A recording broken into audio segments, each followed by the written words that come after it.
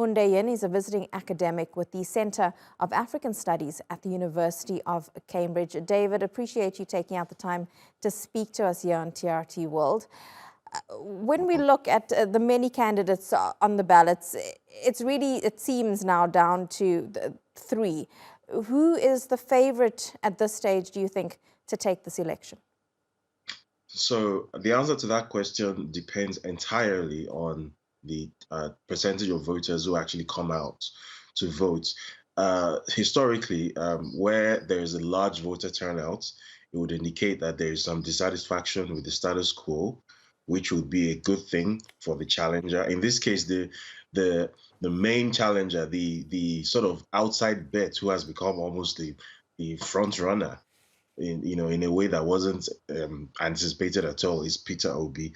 So if there's a 50% turnout, 50% voter turnout and above, that'll be very good news for Peter Obi.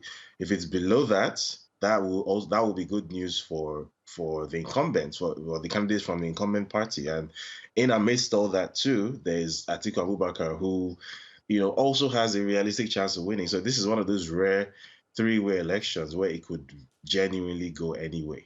It's genuinely too close to call.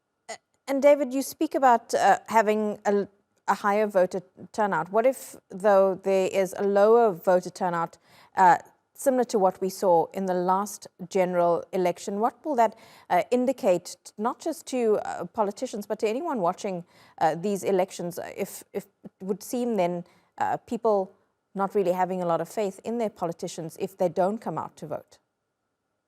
If there's a low voter, any voter turnout that is, in my opinion, lower than 40%, because I think the 2019 general elections, there was the voter turnout, total turnout was something like 38%.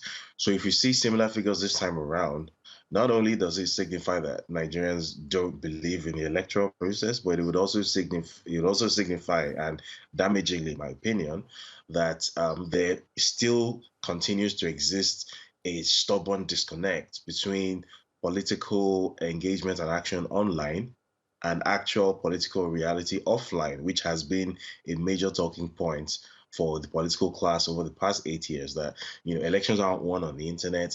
I think it was in 2020 we started seeing for the first time that political action that takes place online could migrate offline as well in Nigeria. So if that doesn't translate into us seeing a lot increased voter turnout, significantly increased voter turnout today, then that would mean that unfortunately, from the point of view of a young Nigerian, that those who insist that the internet in Nigeria is sort of like an echo chamber, that there could be some truth to what they're saying. David, how important is the youth vote going to be in this election in a country that has the highest number of young people under the age of 35, not just in Africa, but in the world?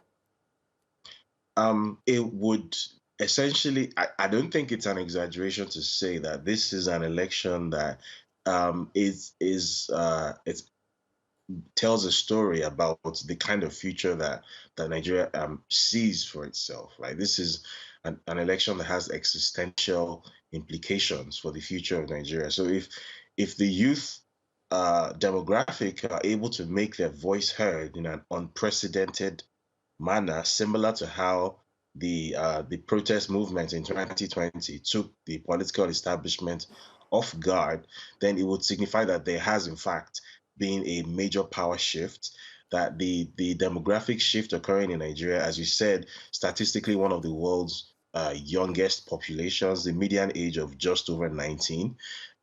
It would signify that a political power shift has taken place, which would have seismic implications, not just for Nigeria, but for Africa as a whole. But if they don't turn out, then it would simply mean that for whatever reason, despite clearly dominating the demographics of Nigeria, that the people or voters under the age of 40 in Nigeria, for whatever reason, continue to lack actual political power in Nigeria.